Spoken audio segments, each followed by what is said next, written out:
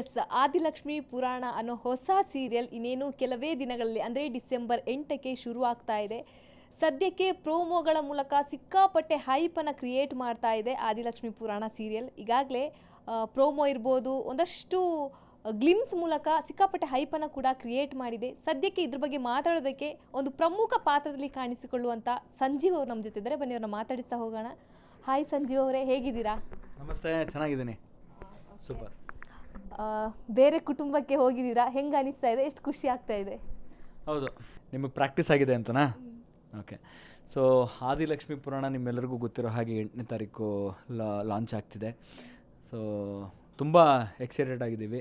ಇದಕ್ಕೆ ಮುಂಚೆ ಝೀಯಲ್ಲೇ ಸೀತಾರಾಮ ಅನ್ನೋ ಒಂದು ಸೀರಿಯಲ್ ಕಾಣಿಸ್ಕೊಂಡಿದ್ದೆ, ಅಶೋಕ್ ಅನ್ನೋವಂಥ ಒಂದು ಪಾತ್ರದಲ್ಲಿ. ಅದು ಕೂಡ ನನಗೆ ಬಹಳ ಹೆಸರು ತಂದುಕೊಟ್ಟಂಥ ಒಂದು ಪಾತ್ರ. ನನಗೆ ಜನಗಳ ಕಡೆಯಿಂದ ಬಹಳ ಪ್ರೀತಿ ಸಿಕ್ಕಿದೆ ಆ ಒಂದು ಪಾತ್ರಕ್ಕೋಸ್ಕರ. ಈಗ ಆದಿಲಕ್ಷ್ಮಿ ಪುರಾಣದಲ್ಲಿ ಸಂಜೀವನಾಗಿ ನಾನು ಕಾಣಿಸ್ಕೊತಾ ಇದ್ದೀನಿ. ನಿಮಗೆ ಗೊತ್ತಿರೋ ಹಾಗೆ ಆ ಪಾತ್ರಕ್ಕೂ ಈ ಪಾತ್ರಕ್ಕೂ ತುಂಬ ಚೇಂಜ್ ಓವರ್ ಇದೆ ಲುಕ್ ವೈಸು. ಅಲ್ಲಿದ್ದಂಥ ಒಂದು ಲುಕ್ ಬೇರೆ, ಇಲ್ಲಿ ನನ್ನ ಲುಕ್ ಬೇರೆ ಇದೆ. ಯಾಕೆಂತಂದರೆ ಈಗಾಗಲೇ ಎಲ್ಲರೂ ಪ್ರೋಮೋಲಿ ನೋಡಿರೋ ಹಾಗೆ ಒಂದು ಸ್ಕೂಲ್ ಟೀಚರು, ನಾನೊಬ್ಬ ಸ್ಕೂಲ್ ಟೀಚರು, ಸರ್ಕಾರಿ ಸ್ಕೂಲ್ ಟೀಚರು, ಹಳ್ಳಿಲಿದ್ದೀನಿ, ಹಳ್ಳಿಲೇ ಇರೋಕ್ಕೆ ಇಷ್ಟಪಡ್ತೀನಿ. ಸೊ ನನಗೆ ಹಳ್ಳಿ ಬಿಟ್ಟು ಹೋಗೋಕ್ಕೆ ಇಷ್ಟ ಇಲ್ಲ. ಸೊ ಒಂದು ಬೇರೆ ರೀತಿಯಾದಂಥ ಪಾತ್ರ ಯಾಕೆ ಹೇಳೋಕ್ಕೆ ಇಷ್ಟಪಡ್ತೀನಿ ಅಂತಂದರೆ, ಫಸ್ಟ್ ಆಫ್ ಆಲ್ ಲುಕ್ ಬೇರೆ ಥರ ಇದೆ. ಆ್ಯಂಡ್ ಆ ಲುಕ್ ಜನಗಳಿಗೆ ಆಲ್ರೆಡಿ ಇಷ್ಟ ಆಗಿದೆ. ಇನ್ನೊಂದು ಏನಂತಂದರೆ, ಪ್ರೋಮೋಲಿ ನೋಡಿರೋ ಹಾಗೆ ನನ್ನ ತಂಗಿ ಆದವಳು ಲಕ್ಷ್ಮಿ, ಅವಳು ನನ್ನ ಮದುವೆ ಮಾಡಿಸ್ಬೇಕು ಅಂತಿರ್ತಾಳೆ. ಆ ಕಡೆ ಆದಿ, ಅವರ ಅಕ್ಕ ಅಮೃತಂಗೆ ಏನೇನೋ ಕನಸುಗಳಿರುತ್ತೆ. ಅವಳು ಅಬ್ರಾಡ್ಗೆ ಹೋಗಬೇಕು, ಅವಳು ಓದಬೇಕು, ಅವಳದೊಂದು ಕರಿಯರ್ ಇರಬೇಕು ಅಂತ. ಬಟ್ ತಾತ ಇದ್ದವರು ಒಂದು ಫುಲ್ ಸ್ಟಾಪ್ ಹಾಕ್ಬಿಡ್ತಾರೆ. ಸಂಜೀವ ಅಂತ ಹುಡುಗ ನೋಡಿದ್ದೀನಿ, ಅವ್ನು ನೀನು ಮದುವೆ ಆಗಬೇಕು ಅಂತ. ಸೊ ಸಿಟಿಲಿದ್ದಂಥ ಒಬ್ಬಳು ಹುಡುಗಿ ಹಳ್ಳಿಗೆ ಬಂದು ಅಕಸ್ಮಾತ್ ನನ್ನ ಜೊತೆ ಮದುವೆ ಆದರೆ ಹೇಗಿರುತ್ತೆ ಅವಳ ಜೀವನ? ಅವಳ ಆಸೆ ಕನಸುಗಳು ಅದೆಲ್ಲ ಅಲ್ಲಿಗೆ ಮುಗಿದೋಯ್ತು. ಸೊ ಏನಾಗುತ್ತೆ, ಮದುವೆ ಆಗ್ತಾಳೆ ಅವಳು ನನಗೆ? ಯಾಕೆಂತಂದರೆ ತಾತನ ಮಾತನ್ನು ಯಾರೂ ಕ್ರಾಸ್ ಮಾಡಲ್ಲ. ಸೊ ಇವಳು ಕ್ರಾಸ್ ಮಾಡ್ತಾಳ, ಇವಳು ಏನಾದರೂ ಎದುರು ಥರ ಕೊಡ್ತಾಳ, ಅಥವಾ ಅವಳ ಒಪಿನಿಯನ್ಗಳು ಏನಿದೆ, ನಾನು ಈ ಥರ ಮಾಡಬೇಕು ಅಂತಿದ್ದೀನಿ ಅಂತ ಹೇಳ್ತಾಳ. ಅವಳು ಅಕಸ್ಮಾತ್ ಆ ಥರ ಹೇಳಿದ್ರೆ ತಾತ ಅದನ್ನು ಕೇಳ್ತಾರ. ಆ್ಯಂಡ್ ನಮ್ಮಿಬ್ಬರದ್ದು ಮದುವೆ ಆಗುತ್ತಾ?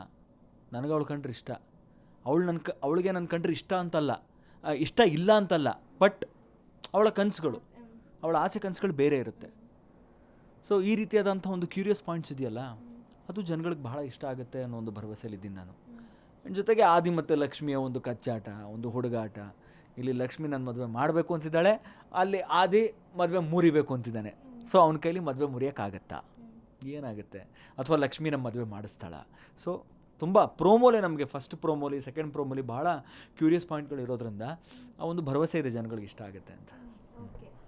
ಪ್ರಮುಖವಾಗಿ ನೀವು ಒಂದಷ್ಟು ಸೀರಿಯಲ್ಗಳು ಕಾಣಿಸ್ಕೊಂಡಿದ್ದೀರಾ. ಸೊ ಪ್ರಮುಖವಾಗಿ ಇದೇ ಪಾತ್ರವನ್ನು ಒಪ್ಕೊಳ್ಳೋದಕ್ಕೆ ಏನು ಕಾರಣ? ಪಾತ್ರದ ಆಯ್ಕೆ ಆ್ಯಕ್ಚುಲಿ ಝೀ ಅವ್ರದ್ದು. ಸೊ ಅವರು ಈ ಒಂದು ಪಾತ್ರ, ಸಂಜೀವನ ಪಾತ್ರ ಯಾರು ಮಾಡಬೇಕು ಅಂತ ಯೋಚನೆ ಮಾಡಿದಾಗ, ಅಂದರೆ ಅವ್ರು ನನಗೆ ಹೇಳೋದು, ನಮಗೆ ಬೇರೆ ಯಾರೂ ಬರಲೇ ಇಲ್ಲ. ಆಗಾಗ ನಾವು ಎಷ್ಟೇ ಆಪ್ಷನ್ಗಳು ಹುಡುಕಿದ್ರೂ ಕೂಡ ನಮ್ಮ ಕಣ್ಣು ಮುಂದೆ ಬರೀ ನಿಮ್ಮದೇ ಮುಖ ಬರ್ತಾಯಿತ್ತು ಅಂತ ಅವ್ರು ಹೇಳ್ತಾರೆ. ಸೊ ಆ ರೀತಿಯಲ್ಲಿ I am really lucky that Seetharama ಆದ ತಕ್ಷಣವೇ ಮತ್ತೆ ಝೀಯಲ್ಲಿ ಒಂದು ದೊಡ್ಡ ಸೀರಿಯಲ್ಗೆ ನನಗೆ ಪಾತ್ರ ಸಿಕ್ಕಿರೋದು. ಆ್ಯಂಡ್ ಒಂದು ಪಾತ್ರ ಅಂತ ಬಂದಾಗ ಒಬ್ಬರು ಡೈರೆಕ್ಟರ್ ಆಗಿರ್ಬೋದು, ಒಂದು ಪ್ರೊಡಕ್ಷನ್ ಹೌಸ್ ಆಗಿರ್ಬೋದು, ಅಥವಾ ಒಂದು ಚಾನಲ್ ಆಗಿರ್ಬೋದು, ನನ್ನನ್ನು ನೆನೆಸ್ಕೊತಾರೆ ಅಂತಂದರೆ ಆ್ಯಸ್ ಆನ್ ಆರ್ಟಿಸ್ಟ್ ನಾನು ಒಳ್ಳೆ ಕೆಲಸ ಮಾಡ್ತಿದ್ದೀನಿ ಆ್ಯಂಡ್ ಇನ್ನೂ ಒಳ್ಳೆ ಕೆಲಸ ಮಾಡಬೇಕು ಅನ್ನೋ ಒಂದು ಹುಮ್ಮಸ್ಸು ಕೂಡ ನಮ್ಮಲ್ಲಿ ಮೂಡುತ್ತೆ. ಸೊ ಅವ್ರು ಆ ಥರ ಹೇಳಿದ್ರು ದಟ್ ನೀವೇ ಈ ಪಾತ್ರ ಮಾಡಬೇಕು ಅಂತ. ಆ್ಯಂಡ್ ಅವ್ರು ರೆಫರೆನ್ಸು ಕೊಟ್ಟಿದ್ರು ನನಗೆ ಯಾವ ರೀತಿ ಆದಂತಹ ಪಾತ್ರ ಇದಿರುತ್ತೆ ಅಂತ. ಆ್ಯಂಡ್ ನನಗಿದು ಅನ್ನಿಸ್ತು ಚೆನ್ನಾಗಿದೆ. ಯಾಕೆಂತಂದರೆ ಇದರಲ್ಲಿ ನನ್ನ ಒಂದು ಮೆಚ್ಯೂರ್ ಲವ್ ಸ್ಟೋರಿ ಕಾಣುತ್ತೆ. ಸೀತಾರಾಮ ಸೀರಿಯಲಲ್ಲೂ ಕೂಡ ಒಂದು ಲವ್ ಸ್ಟೋರಿ ಇತ್ತು, ಬಟ್ ಹುಡುಗಿ ಇದ್ದವಳು ನನ್ನ ಹಿಂದೆ ಬಿದ್ದಿದ್ಲು. ಆಮೇಲೆ ನನಗೂ ಅವಳು ಕಂಡ್ರೆ ಇಷ್ಟ ಆಯಿತು, ನಾವು ಮದುವೆ ಆದ್ವಿ. ಅದು ಬೇರೆ ರೀತಿಯಾದಂಥ ಒಂದು ಲವ್ ಸ್ಟೋರಿ. ಬಟ್ ಇದು ಒಂದು ಮೆಚ್ಯೂರ್ ಲವ್ ಸ್ಟೋರಿ. ನನಗೆ ಅವಳು ಕಂಡ್ರೆ ಇಷ್ಟ ಇಲ್ಲ, ನನಗೆ ಅವಳು ಕಂಡ್ರೆ ಇಷ್ಟ, ಬಟ್ ಅವಳಿಗೆ ಬಿಕಾಸ್ ಆಫ್ ಸಿಚುವೇಶನ್, ಲೈಕ್ ನನ್ನ ಕಂಡ್ರೆ ಇಷ್ಟ ಇಲ್ಲ ಅಂತಲ್ಲ, ಬಿಕಾಸ್ ಆಫ್ ಸಿಚುವೇಶನ್ ನನ್ನನ್ನು ಮದುವೆ ಆಗಬೇಕು ಅಂತ ಆಗುತ್ತಾ ಮದುವೆ ಆದ್ರೂ ಕೂಡ ಹೇಗಿರ್ತಾಳೆ ನನ್ನ ಜೊತೆ, ಇರ್ತಾಳ ಇಲ್ವಾ, ಹೊರಟೋಗ್ತಾಳ ಅಲ್ವಾ. ಸೊ ಅದೊಂದು ಬಹಳ ಕ್ಯೂಟ್ ಆದಂಥ ಲವ್ ಸ್ಟೋರಿ. ಅಂದರೆ ಇಲ್ಲಿ ರಿವರ್ಸ್ ಆಗಿದೆ, ಇಲ್ಲಿ ನನಗೆ ಅವಳು ಕಂಡ್ರೆ ಇಷ್ಟ, ಬಟ್ ಅವಳಿಗಿನ್ನೂ ಇಷ್ಟ ಇಲ್ಲ ನನ್ನ ಕಂಡ್ರೆ. ಸೊ ಇದು ಸ್ವಲ್ಪ ಡಿಫ್ರೆಂಟ್ ಆಗಿದೆ, ಇದನ್ನು ಮಾಡೋಣ ಅಂತ ನನಗನ್ನಿಸ್ತು. ನಿಮ್ಮ ಸೀರಿಯಲ್ ಕ್ಯಾರೆಕ್ಟ್ರಿಗೂ ರಿಯಲ್ ಲೈಫ್ ಕ್ಯಾರೆಕ್ಟ್ರಿಗೂ ಸಿಮಿಲಾರಿಟೀಸ್ ಏನಾದ್ರು ಒಂಚೂರು ಇದೆಯಾ? ಹಾಂ, ರಿಯಲ್ ಲೈಫ್ ಕ್ಯಾರೆಕ್ಟರ್ ಅಂತ ಇದ್ದೀನಿ ನೋಡಿ. ರಿಯಲ್ ಲೈಫಲ್ಲಿ ಈ ಆರ್ಟಿಸ್ಟ್ಗಳು ಏನಾಗುತ್ತೆ ಅಂತಂದರೆ, ನಾವು ರಿಯಲ್ ಲೈಫಲ್ಲಿ ಕ್ಯಾರೆಕ್ಟರ್ ಪ್ಲೇ ಮಾಡ್ತಾ ಇದ್ದೀವಾ, ಅಥವಾ ಇದೇ ನಮ್ಮ ಒಂದು ನೈಜತೆ ಏನಿದೆ, ಇದೇ ನಮ್ಮ ರಿಯಾಲಿಟಿನ ಅಂತ ಒಂದು ಕ್ವೆಶ್ಚನ್ ಮಾರ್ಕ್ ಬಂದೇ ಬರುತ್ತೆ. ಬೇರೆಯವ್ರ ಜೀವನದಲ್ಲಿ ಬರಲ್ಲ ಅಂತ ಕಾಣುತ್ತೆ, ಬಟ್ ನನಗೆ ಬಂದಿದೆ. ನಾನು ಆ್ಯಕ್ಟರ್ ಆಗಿರೋದ್ರಿಂದ ನಾನೊಂದು ಪಾತ್ರ ಪ್ಲೇ ಮಾಡ್ತಾ ಇದ್ದೀನ ನನ್ನ ಜೀವನದಲ್ಲಿ, ಅಥವಾ ಇದೇ ನಾನಾ ಅಂತ ನನಗೆ ಬಹಳಷ್ಟು ಸಲ ಪ್ರಶ್ನೆ ಬಂದಿದೆ. ಬಟ್ ಸೀರಿಯಲ್ ಅಂತ ಬಂದಾಗ ನಾವು ಒಂದು ಪಾತ್ರ ವಹಿಸ್ತೀವಿ, ಆ್ಯಂಡ್ ಆ ಒಂದು ಪಾತ್ರವನ್ನು ನಾವು 100% ವಹಿಸ್ತಾ ಇದ್ದೀವಾ, ಅಥವಾ ನಾವು ಇನ್ನೂ ಚೆನ್ನಾಗಿ ಮಾಡ್ಬೋದಾ, ಅದಕ್ಕೆ ನಾವು ಇನ್ನೂ ನ್ಯಾಯ ಒದಗಿಸ್ಬೋದಾ ಅನ್ನೋ ಒಂದು ಪ್ರಶ್ನೆಯೂ ಕೂಡ ಬರ್ತಾ ಇರುತ್ತೆ. ಬಟ್ ಜನ ಇಷ್ಟಪಡ್ತಿರ್ತಾರೆ. ಇಷ್ಟಪಟ್ಟರೂ ಕೂಡ ಯಾವತ್ತೂ ನನಗನ್ಸೋದು, ಜನ ನಿಮ್ಮನ್ನು ಇಷ್ಟಪಡ್ತಿದ್ದಾರೆ ಅಂದ ತಕ್ಷಣವೇ ನಿಮ್ಮಲ್ಲಿ ಕಲಿಬೇಕು ಅನ್ನೊಂದು ಭಾವನೆ ಇದೆ ಗೊತ್ತಾ, ಅದು ಕಮ್ಮಿ ಆಗಬಾರ್ದು. ಓಕೆ, ಜನ ಇಷ್ಟಪಡ್ತಿದ್ದಾರೆ, ನಾನು ಏನು ಮಾಡಿದ್ರೂ ನಡೆಯುತ್ತೆ ಅನ್ನೋ ಒಂದು ಅಹಂಕಾರ ಬರಬಾರ್ದು. ಸೊ ನನ್ನಲ್ಲಿ ಅದೇ ಭಾವನೆ. ಸೊ ನನ್ನನ್ನು ನಾನು ಕ್ವೆಶ್ಚನ್ ಮಾಡ್ಕೊತಿರ್ತೀನಲ್ಲ, ಹಾಗಾಗಿ ಆ ಕ್ವೆಶ್ಚನ್ಸಲ್ಲಿ ನನ್ನಲ್ಲಿ ಒಂದು ಸಿಂಪ್ಲಿಸಿಟಿ ಇದೆ, ಕಲಿಬೇಕು ಅನ್ನೋ ಒಂದು ಉತ್ಸುಕತೆ, ಒಂದು ಭಾವನೆ ಇರೋದ್ರಿಂದ ನಾನಿನ್ನೂ ಸಾಕಷ್ಟು ವರ್ಷಗಳ ಕಾಲ ಇದೇ ರೀತಿ ಒಳ್ಳೊಳ್ಳೆ ಪಾತ್ರಗಳನ್ನ ಮಾಡಿಕೊಂಡು ಜನಗಳಿಗೆ ಮನೋರಂಜನೆ ನೀಡಬೇಕು ಅನ್ನೋ ನಿಟ್ಟಿನಲ್ಲಿದ್ದೀನಿ. ಇನ್ನು ನಿರ್ದೇಶಕರ ಬಗ್ಗೆ ಹೇಳೋದಾದ್ರೆ, ಎಷ್ಟೋ ಸೂಪರ್ ಹಿಟ್ ಧಾರಾವಾಹಿಗಳನ್ನ ಕೊಟ್ಟ ನಿರ್ದೇಶಕರ ಜೊತೆ ಕೆಲಸ ಮಾಡ್ತಿದ್ದೀರಾ. ರಾಧಾರಮಣ ಇರ್ಬೋದು, ಪುಟ್ಟಗೌರಿ ಮದುವೆ ಇರ್ಬೋದು, ವಿದ್ಯಾವಿನಾಯಕ್ ಇರ್ಬೋದು, ಒಂದಷ್ಟು ಸೂಪರ್ ಹಿಟ್ ಸೀರಿಯಲ್ಗಳನ್ನ ಕೊಟ್ಟಂಥವ್ರು. ಸೊ ನಿಮ್ಮ ನಿರ್ದೇಶಕರ ಬಗ್ಗೆ ಹೇಳೋದಾದ್ರೆ? ಹೌದು, ನಿರ್ದೇಶಕರು ಸುಭಾಷ್ ಬಹಳ ಒಳ್ಳೆ ನಿರ್ದೇಶಕರು. ಈಗ 8ನೇ ತಾರೀಕು ಲಾಂಚ್ ಆಗುತ್ತಲ್ಲ, ಅವಾಗ ನೀವು ನೋಡಿ, ಸಿನಿಮಾಗೂ ನಮ್ಮ ಸೀರಿಯಲ್ಗೂ ಯಾವ ಡಿಫ್ರೆನ್ಸು ಇಲ್ಲ.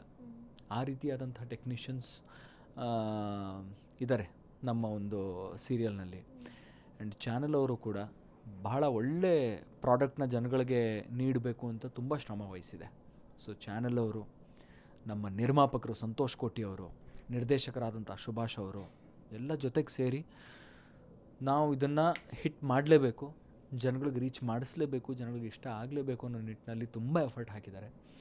ಆ್ಯಂಡ್ ನಾವು ಕೂಡ ಅದಕ್ಕೆ ಸಾಥ್ ಕೊಟ್ಟಿದ್ದೀವಿ ಆ್ಯಸ್ ಆರ್ಟಿಸ್ಟ್ಸ್. ಯಾಕೆಂತಂದರೆ ನಾವು ಒಂದು ಟೀಮ್ ನೋಡ್ತೀವಲ್ಲ, ಅವರಲ್ಲಿರ್ತಕ್ಕಂಥ ಒಂದು ಪ್ಯಾಷನ್, ನಮ್ಮ ಚಾನಲ್ ಅವರಾಗಿರ್ಬೋದು, ನಮ್ಮ ನಿರ್ಮಾಪಕರಾಗಿರ್ಬೋದು, ನಮ್ಮ ನಿರ್ದೇಶಕರಾಗಿರ್ಬೋದು, ಎಷ್ಟು ಪ್ಯಾಷನೇಟ್ ಆಗಿದ್ದಾರೆ ಅಂತಂದರೆ ನಮ್ಮಲ್ಲೂ ಕೂಡ ಹುಮ್ಮಸ್ಸು, ಈ ಪ್ಯಾಷನಲ್ಲೇ ನಾವು ಮುಂದಕ್ಕೆ ಹೋಗೋಣ, ಈ ಪ್ಯಾಷನ್ನೇ ನಮಗೆ ಮುಂದಕ್ಕೆ ಕರ್ಕೊಂಡು ಹೋಗೋದು, ಆ್ಯಂಡ್ ಜನಗಳ ಒಂದು ಮನಸ್ಸೇನಿದೆ, ಅವರ ಹಾರ್ಟ್ ಏನಿದೆ, ಆ ಹಾರ್ಟಿಗೆ ಟಚ್ ಆಗೋ ಹಾಗೆ ಮಾಡೋದು. ಸೊ ಮಾಡ್ತಿದ್ದೀವಿ ಪ್ರಯತ್ನ, ಆ್ಯಂಡ್ ಮಾಡಿದ್ದೀವಿ, ನೋಡೋಣ ಜನಗಳಿಗೆ ಎಷ್ಟಿಷ್ಟ ಆಗುತ್ತೆ ಅನ್ನೋದು.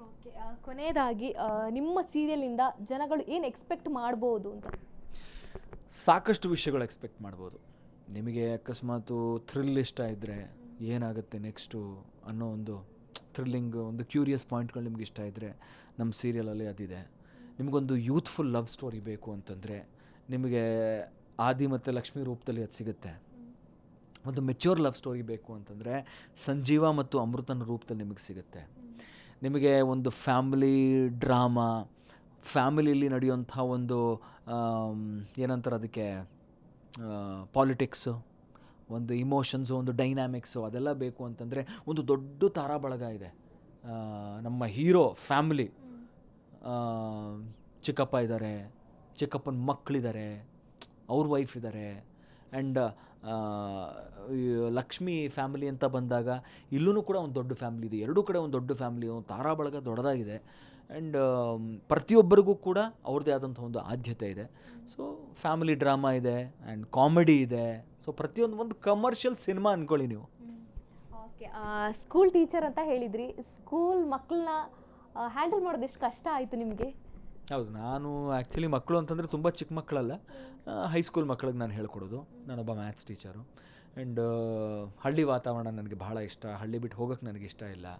ಆ್ಯಂಡ್ ಸಂಜೀವನಿಗೆ ಏನಂತಂದರೆ, ಈಗ ನಾನು ಒಬ್ಬ ಗೋಲ್ಡ್ ಮೆಡಲಿಸ್ಟ್ ಆಗಿದ್ರೂ ಕೂಡ ಸಿಟಿಗೆ ಹೋಗಿ, ಅಂದರೆ ಪ್ರತಿಯೊಬ್ಬ ಶಿಕ್ಷಕನೂ ಕೂಡ ಸಿಟಿಗೆ ಹೋಗಬೇಕು, ಸಿಟಿಗೆ ಹೋದರೆ ನಂಗೆ ಒಳ್ಳೆ ಸಂಪಾದನೆ ಆಗುತ್ತೆ, ಒಳ್ಳೆ ಪೊಸಿಷನ್ ಸಿಗುತ್ತೆ ಅಂತ ಯೋಚನೆ ಮಾಡಿದ್ರೆ ಹಳ್ಳಿ ಮಕ್ಳಿಗೆ ವಿದ್ಯಾಭ್ಯಾಸ ನೀಡೋದು ಯಾರು? ಅವ್ರಿಗೂ ವಿದ್ಯೆ ಬೇಕಲ್ವ. ಸೊ ಆ ಜವಾಬ್ದಾರಿ ನಾನು ತೊಗೊಂಡು ಹಳ್ಳಿ ಮಕ್ಕಳಿಗೆ ಹೇಳ್ಕೊಡ್ತಾ ಇರ್ತೀನಿ. ಒಟ್ಟಿನಲ್ಲಿ ಅವರು ಬರೀ ಏನು ಓದ್ತಾರೆ ಅನ್ನೋದಕ್ಕಿಂತ ಒಂದು ಒಳ್ಳೆ ವ್ಯಾಲ್ಯೂಸ್ ಅವ್ರ ಜೀವನದಲ್ಲಿ ಇರಬೇಕು, ಒಂದು ಒಳ್ಳೆ ಎಥಿಕ್ಸ್ ಇರಬೇಕು ಅನ್ನೋದು ನನ್ನ ಒಂದು ಧ್ಯೇಯ ಆಗಿರುತ್ತೆ. ಸೊ ಹಾಗಾಗಿ ನನ್ನ ಒಂದು ಪಾತ್ರ ಅದೇ ನಿಟ್ಟಿನಲ್ಲಿ ಹೋಗ್ತಾ ಇರುತ್ತೆ. ನಾನು ತುಂಬ ಕೈಂಡ್ ಹಾರ್ಟೆಡ್ಡು ಆ್ಯಂಡ್ ಒಂಥರ ನನ್ನನ್ನು ನೋಡಿದ್ರೆ ಜನಗಳಿಗೆ ಪ್ರೀತಿ ಆಗಬೇಕು, ಆ ರೀತಿಯಾದಂಥ ಒಂದು ಪಾತ್ರ. ನಾನು ಅದೇ ರೀತಿ ಅಭಿನಯಿಸೋಕ್ಕೆ ನಾನು ಪ್ರಯತ್ನ ಪಟ್ಟಿದ್ದೀನಿ. ನನ್ನನ್ನು ನೋಡಿ ಜನಗಳಿಗೆ ಪ್ರೀತಿ ಆದರೆ ನಾನು ಮಾಡ್ತಾ ಇರ್ತಕ್ಕಂಥ ಒಂದು ಪಾತ್ರ ಸಾರ್ಥಕ ಅಂತ ನನ್ನ ಅನಿಸಿಕೆ. ಆದಿಲಕ್ಷ್ಮಿ ಪುರಾಣ ಇನ್ನೇನು ಡಿಸೆಂಬರ್ 8ಕ್ಕೆ ಪ್ರಸಾರ ಕಾಣ್ತಾ ಇದೆ. ಸೊ ಕೊನೆಯದಾಗಿ ವೀಕ್ಷಕರಿಗೆ ಏನು ಹೇಳ್ತೀರಾ? ವೀಕ್ಷಕರಿಗೆ ಹೇಳಕ್ಕೆ ಇಷ್ಟಪಡ್ತೀನಿ, ಆದಿಲಕ್ಷ್ಮಿ ಪುರಾಣ 8ನೇ ತಾರೀಕು ರಾತ್ರಿ 9 ಗಂಟೆಗೆ ತೆರೆ ಕಾಣ್ತಿದೆ. ನೀವೆಲ್ಲರೂ ಈ ಒಂದು ಸೀರಿಯಲ್ನ ನೋಡಿದಾಗ ನಿಮಗೆ ಖಂಡಿತವಾಗ್ಲೂ ಡಿಸಪಾಯಿಂಟ್ ಆಗಲ್ಲ, ಆ ಒಂದು ಭರವಸೆ ಇದೆ. ಇಡೀ ತಂಡ ಬಹಳ ಶ್ರಮದಿಂದ ಇಷ್ಟಪಟ್ಟು ನಿಮಗೆ ಎಂಟರ್ಟೈನ್ಮೆಂಟ್ ನೀಡಬೇಕು ಅಂತ ಬರ್ತಾಯಿದ್ದೀವಿ. ನನಗೆ ಭರವಸೆ ಇದೆ ನಿಮಗೆ ಡಿಸಪಾಯಿಂಟ್ ಆಗಲ್ಲ ಅಂತ. ಆ್ಯಂಡ್ ಇದರಲ್ಲಿರ್ತಕ್ಕಂಥ ಒಂದು ಪಾತ್ರವರ್ಗ ಆ್ಯಂಡ್ ಬರುವಂಥ ಒಂದು ಸಿಚುವೇಶನ್ಸು ಎಲ್ಲೋ ಒಂದು ಕಡೆ ನಿಮ್ಮ ಜೀವನದಲ್ಲೂ ಕೂಡ ಕನೆಕ್ಟ್ ಆಗುತ್ತೆ. ಐದರ್ ನೀವು ಆ ಪಾತ್ರದ ಜೊತೆ ನೀವು ಕನೆಕ್ಟ್ ಆಗ್ತೀರಾ, ಇಲ್ಲ ಬರುವಂಥ ಯಾವುದೋ ಒಂದು ಸಿಚುವೇಶನ್ ಜೊತೆ ನೀವು ಕನೆಕ್ಟ್ ಆಗ್ತೀರಾ. ಸೊ ಖಂಡಿತವಾಗ್ಲೂ ನಿಮಗೆ ಇಷ್ಟ ಆಗುತ್ತೆ, ನೋಡಿ ನಮಗೆ ಆಶೀರ್ವಾದ ಮಾಡಿ ಅಂತ ಕೇಳ್ಕೊತೀನಿ. Thank you so much sir. Yes, ಇದಿಷ್ಟು ಸಂಜೀವ್ ಅವರ ಮಾತಾಗಿತ್ತು. ಕ್ಯಾಮ್ರಾ ಪರ್ಸನ್ ರಾಘವೇಂದ್ರ ಜೊತೆ ಕೀರ್ತಿ, ಕರ್ನಾಟಕ ನ್ಯೂಸ್ ಬೀಟ್, ಬೆಂಗಳೂರು.